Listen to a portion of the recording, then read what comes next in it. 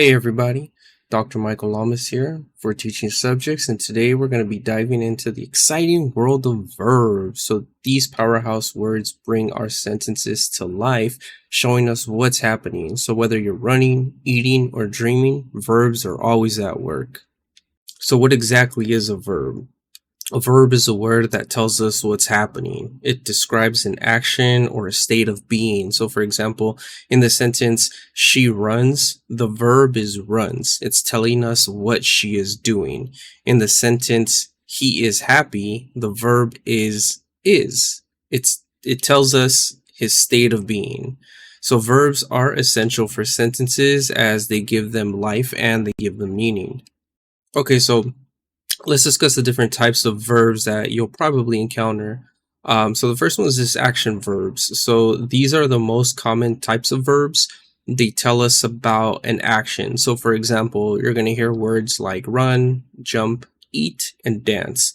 So let's use them in a sentence. She runs every morning. What is she doing? She's running. That's the action. Another one is he thinks deeply. The verb here is thinks. That's what he's doing. He's thinking deeply. The next type of verb that you'll probably encounter is a linking verb. Now, linking verbs don't show action, but they connect the subject of the sentence to more information. The most common linking verb is to be. So, like the word is, the word are, the word was, and the word were. So, for example, she is the teacher. Is connects she to a teacher. Another example, the cake smells delicious. The word smells is connecting to the subject, the cake to complement delicious, describing the state. And then you have helping verbs, also known as auxiliary verbs. So helping verbs work alongside action verbs to give more meaning. Examples are the words can, should, will, have, and been. So for example, in the sentence, she can run fast, can is helping the main verb run. Additionally, in we have finished eating sentence, have is helping the verb. So it assists the main verb finished in forming the present perfect tense. Okay, so just like with nouns, there's regular and irregular. So for this one, let's talk about the regular and irregular verbs. So regular verbs follow a simple patterns when we change their form. For example, for the past tense, we just add ed to the base form. So for example, the word walk becomes walked. You just add the ed. And the word talk becomes talked. Easy, right? And now with irregular verbs, they don't follow this pattern. So instead, they change completely. So for example, the word go becomes went in the past tense, and the word eat becomes ate. Now, these take a bit more practice to remember, but just keep at it. Practice makes perfect, as they always say. Okay, so now let's move on to one of the trickier parts of verbs, and these are the tenses. So verb tenses tell us when an action is happening. So for example, we have the first one is the present tense. So this is for actions happening right now. So an example for this, she runs every day. The verb runs is in the present tense because it's something that she does regularly. She's doing it currently right now. Then you have the past tense.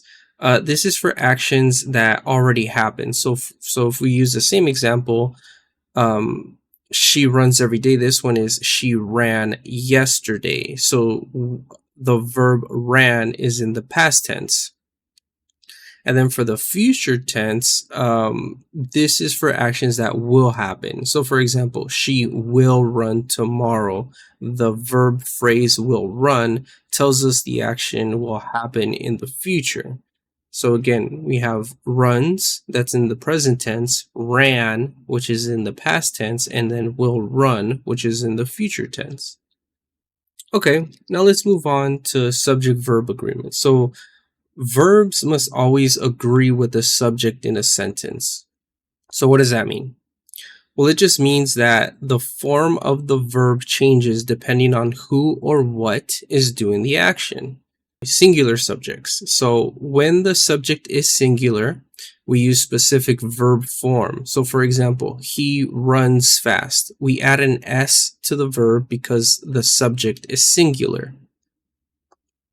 Then the other one is a plural subjects. So when the subject is plural, the verb changes. So for example, they run fast. We do not add the S because the subject is plural. And then here we have a table. We have the subject, singular and plural. We have an example, right? He runs fast, they run fast. And then we have the rule for each one. So for a singular, add an S to the verb. Plural, you use the base form of the verb. Okay, now we have transitive and intransitive verbs. So verbs can also be classified as transitive and intransitive based on whether they need an object. So for transitive verbs, these verbs need an object to complete the action. So for example, she kicked the ball.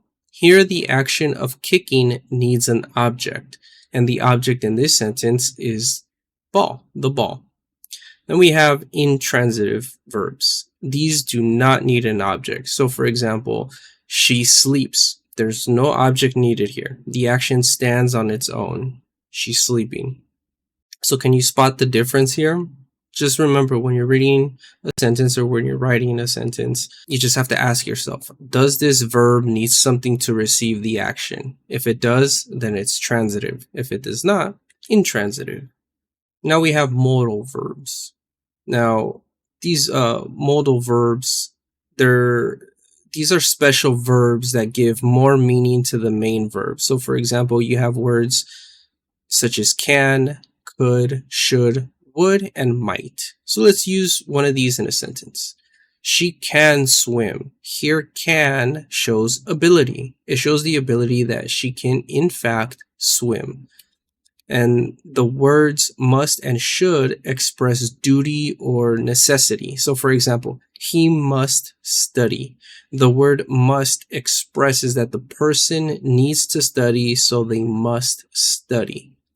And moreover, the words may and can are used for asking or giving permission. So for instance, may I go, or may I use the restroom? The word may is expressing permission to leave. Okay, now let's do some practice and also some examples here. So identifying the verbs. So here's a sentence. The dog runs fast. Can you spot the verb here? That's right, it's runs. What's the action? The action is running. In this case, the dog runs and he also runs fast, or she runs fast. Okay, now let's try to fill in the blanks. So try this one. He blinks to school. So what verb can fit here? It could be walks, it could be run, it could be rides. There's lots of options. You can even skip. And there's also some common mistakes. So let's look at some. So if I say he walked to school, is that correct or is that incorrect? That's incorrect. We need to say he walks to school because he is singular and the verb needs to match, as we previously discussed.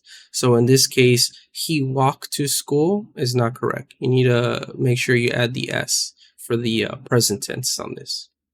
All right, so that's everything you really need to know in its simple terms.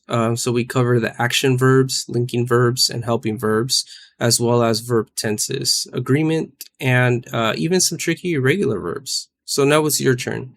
Start practicing by identifying the verbs and sentences that you hear or that you read.